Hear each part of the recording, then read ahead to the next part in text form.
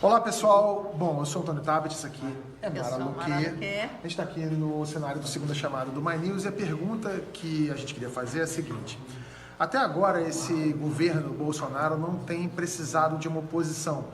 Na verdade, ele tem feito oposição a si mesmo, é uma auto-oposição. Por outro lado, quem deveria fazer oposição não tem feito até agora uma oposição propositiva. A pergunta é, quando é, afinal, que a oposição vai fazer o papel de oposição e tirar da família, do clã Bolsonaro e talvez de alguns ministros, esse papel que tem desempenhado de oposição, sobretudo nas redes sociais. Quando é que a oposição vai fazer algo propositivo e tirar deles esse papel? E a gente tem mais uma pergunta para fazer, mas dessa vez é para o Ciro Gomes, né? É, Ciro. A gente já convidou você tantas vezes. Olha, o Randolfo vem, Marina esteve aqui. Conta para eles que não dói nada. Conta para ele, Marina, Randolfo, conta para ele que não dói nada aqui no Segunda Chamada, que é um lugar para debates, de ideias, e a gente queria muito, né? Vem, Ciro. Vem. Olha, eu estou sabendo desse convite agora, eu sou todo dadivoso. Então, aceitei o convite, vamos marcar, vamos ver aí e tal. Tirante o xiste, assim, é preciso dizer para eles que interpretam um certo clamor que eu sinto na sociedade brasileira por esta oposição propositiva, enfim. É preciso ter clareza que nós temos um longo curso. Isso não é uma corrida de 100 metros rasos. É uma corrida, é uma maratona. Nós temos aí... Então, o primeiro momento de um governo constituído em que nós, adversários, perdemos, é um momento muito importante para os ritos da democracia.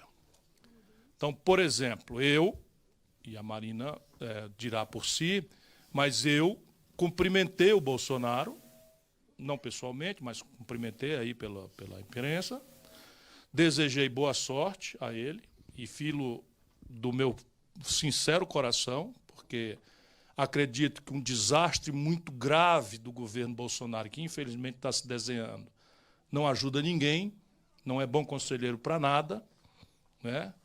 E muito menos é uma ilusão muito grande de algum partido político achar que se acontecer um caos no país, algum partido político será o favorito para aproveitar desse caos. O caos não é bom conselheiro nem aproveita a ninguém, porque enquanto ele acontece, são milhões de crianças que morrem, e eu tenho muito zelo por esse valor, porque fui às Nações Unidas ganhar o Prêmio Mundial de Combate à Mortalidade Infantil, quando jovem governador do Ceará, numa tarefa que foi também muito ampla e iniciada por um senador, Tasso Gereissati, a quem eu também quero render uma homenagem aqui merecida, especialmente neste ponto. Essa oposição se especializa também nos ritos da posse. Então, na verdade, o povo elege, o tribunal homologa, dá o diploma, e o cidadão que foi eleito e ganhou o diploma, ele vai ao Congresso Nacional, no caso, vem ao Congresso Nacional, apresenta o diploma de eleito pela maioria do povo, e o Congresso Nacional reconhece aquele diploma, e é o Congresso, em nome do povo, que dá posse. Na data da posse, o PDT compareceu, e eu estive presente na posse dos senadores aqui, então não estive presente na posse do Bolsonaro, não fui convidado, se fosse não teria vindo, mas o PDT cumpriu a sua tarefa. Na sequência, as boas práticas também recomendam que você não comece a espezinhar o governo no primeiro dia. Escolheu um ministro não sei das quantas, que não sei o que e tal. Não é assim que fazem. Qualquer pessoa tem direito de fazer, menos os candidatos.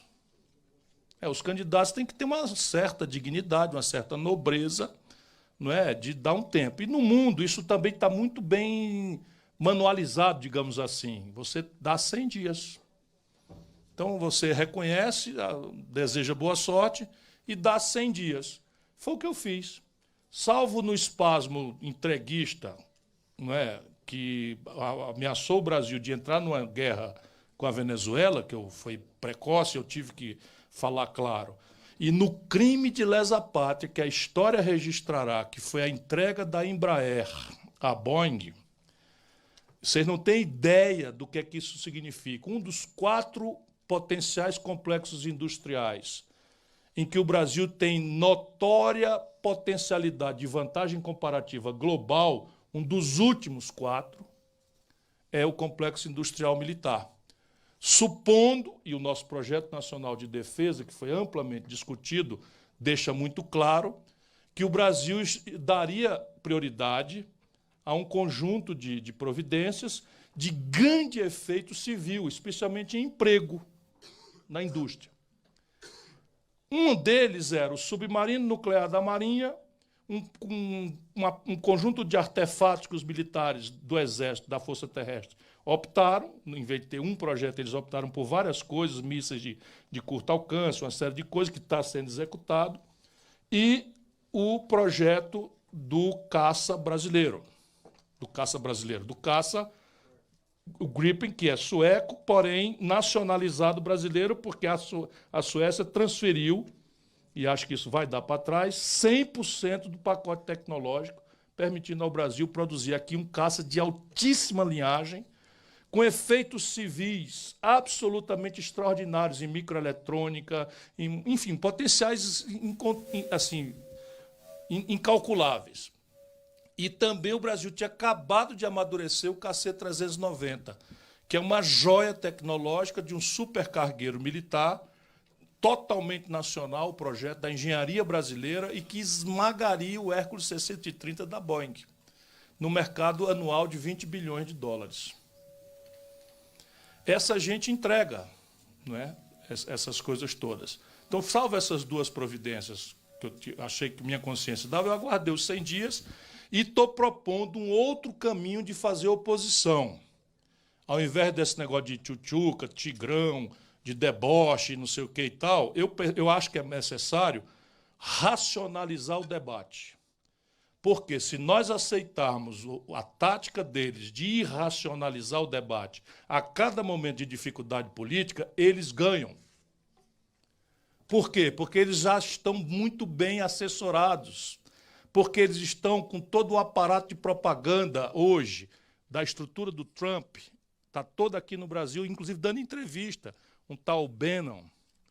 Por quê? Porque eles estão entranhadíssimos com o serviço de inteligência de Israel, que opera sem nenhum tipo de escrúpulo. Nenhum tipo de escrúpulo. E eles conhecem hoje a psicologia do nosso povo. Então, por exemplo, ser de esquerda no Brasil não pode mais ser um exercício de identitarismo, por mais generosa que seja, e todas elas são as causas identitárias. Mas na medida em que eu aceito isto, por exemplo, o meio ambiente tem que ser uma coisa que perpassa toda, como a Marina fala, toda a questão da concepção mesma de desenvolvimento. Inclusive, se põe em debate o padrão de consumo da população, põe em debate, porque não adianta a gente agora só fazer uma pergunta, quanto custa. Se nós só fizermos uma pergunta de quanto custa, nós vamos matar o planeta Terra. Vamos matar o planeta Terra para não dizer que já estamos matando. É preciso introduzir pelo menos mais 2 perguntas. Uma pergunta de a quem aproveita comunitariamente o meu ato de consumo, e a terceira, se o meu ato de consumo é amistoso à natureza na origem e no rejeito. Isto seria capaz de produzir uma revolução pelas nossas próprias energias. Mas, assim, tudo mais colide com a moral popular brasileira, que é conservadora. Quanta provocação essa Marina não já sofreu pela convicção da religião que ela possui? E por ter uma cabeça arejada, porque essas coisas são perfeitamente compatíveis. Você pode perfeitamente ser religioso de qualquer denominação, de qualquer opção religiosa, do tronco de Abraão ou não, e ter a cabeça arejada, solidária com o povo e tolerante com as diferenças e respeitante da forma como que o outro adora a Deus ou não adora, ou desadora, ou não crê, enfim. Essas coisas todas precisam ser trazidas para reflexão. E aí os 100 dias são tempo agora. Então a ideia agora é a seguinte, execução orçamentária.